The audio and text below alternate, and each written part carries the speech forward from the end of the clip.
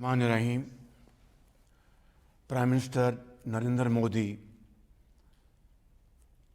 Chairman of the SCO Council of Heads of State, Excellencies, Honorable Leaders of the SCO, Member and Observer States, Secretary General of the UN, the Secretary General of the SCO, and the Director of the Executive Committee of SCO RATS, distinguished delegates, ladies and gentlemen, Assalamu alaikum and a very good afternoon. I am pleased to once again address this august gathering of SCO leaders. We thank India for its stewardship of the SCO this past year, and I congratulate Kazakhstan on assuming the chairmanship of SCO for 2023-24. My best wishes to my brother, His Excellency Qasim Jomart Tokayev, President of Kazakhstan, as the incoming SCO chairman. And I'm very confident that under his sagacious leadership, the SCO will continue to grow and prosper. Let me also congratulate my brother, President Ibrahim Raisi, on the Islamic Republic of Iran's accession to the SCO. As a full member, we warmly welcome you and are confident that Iran's inclusion will immensely benefit this organization. We also look forward to welcoming Belarus, another friend of Pakistan, as a full member at the next summit. I am also delighted to congratulate Bahrain, Kuwait, Maldives, Myanmar, and United Arab Emirates on their accession as new dialogue partners. Excellencies, we are meeting at a very critical juncture in our history and the world at large, where important developments are taking place in the socio-economic and security spheres. In this era of global geopolitical flux, the SCO has acquired added significance as a beacon of stability, security, peace, and progress. The fundamental values of Shanghai spirit are more relevant now than ever before. Excellencies, connectivity has become a defining feature of the modern global economy and is rightly hailed as a vehicle for peace and prosperity. Each year, SCO leaders underscore the importance of investing in connectivity to achieve our shared vision of an economically integrated region. Building efficient transport corridors and reliable supply chains are crucial elements of this shared vision.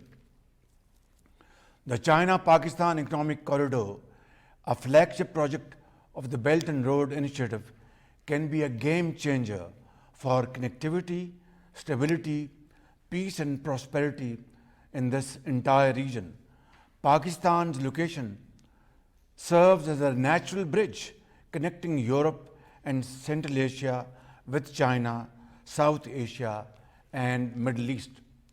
Special economic zones being set up under the CPEC framework have direct access to our ports, which can serve as convenient conduits for regional trade promotion.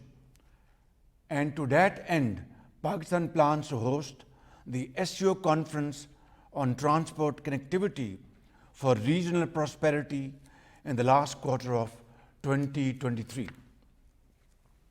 Excellencies, the SCO member states have a shared interest in ensuring peace and stability in the region, which is a precondition for economic development anywhere in the world. The hydra-headed monster of terrorism and extremism, whether committed by individuals, societies, or states, must be fought with full vigor and conviction.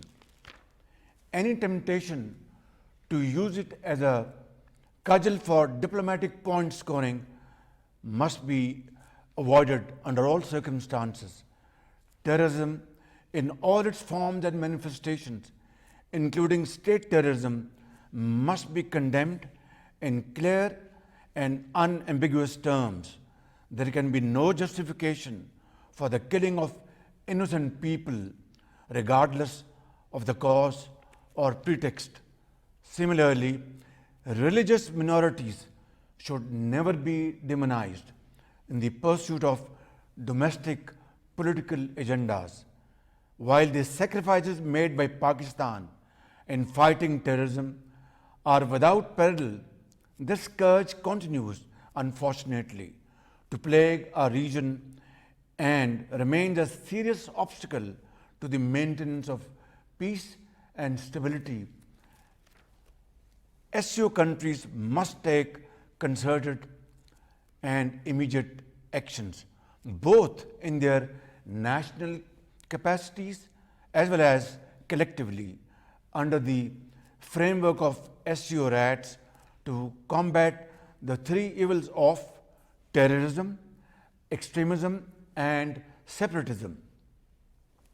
Excellencies, the achievement of lasting peace and security in the region is both a common concern as well as a responsibility of all honorable SCO leaders. Stability in Afghanistan is critical for achieving this common objective. The international community currently finds itself in a standstill with Afghanistan. The cascade of unmet expectations has meant that critical support needed by Afghanistan to ward off a grave humanitarian crisis, prevent an economic meltdown, and to combat terrorism has been withheld. This policy needs an urgent reset. The international community should meaningfully engage with the interim Afghan government to take the next steps.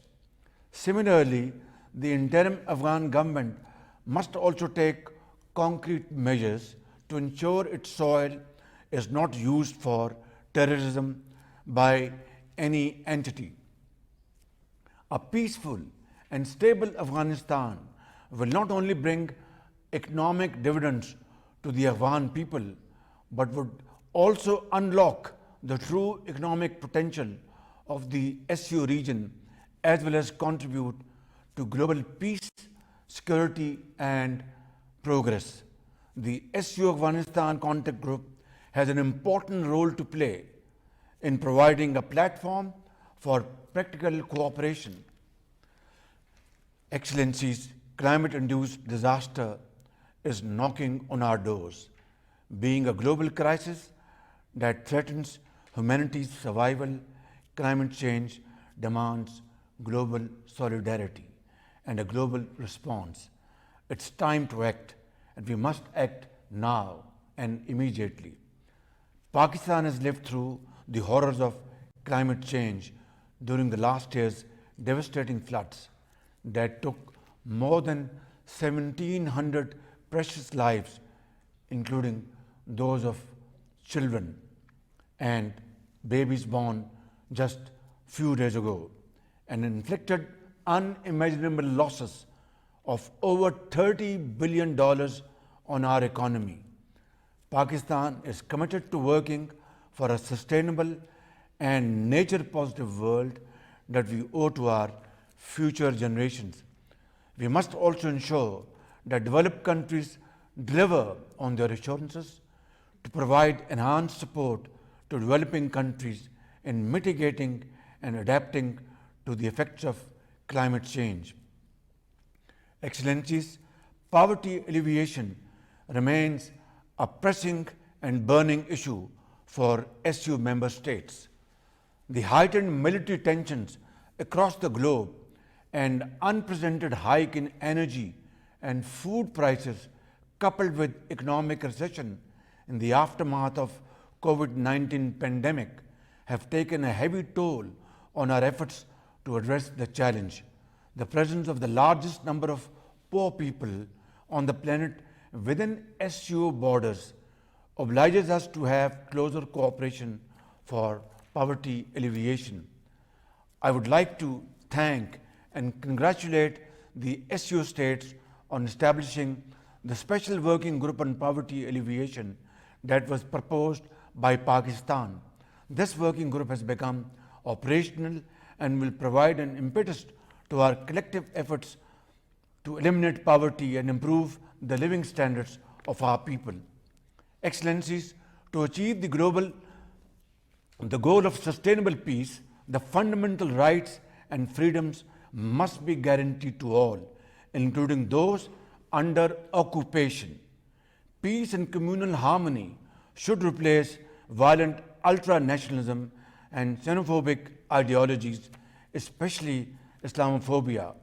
Furthermore, we should resolutely oppose divisive policies based on prejudice and discrimination.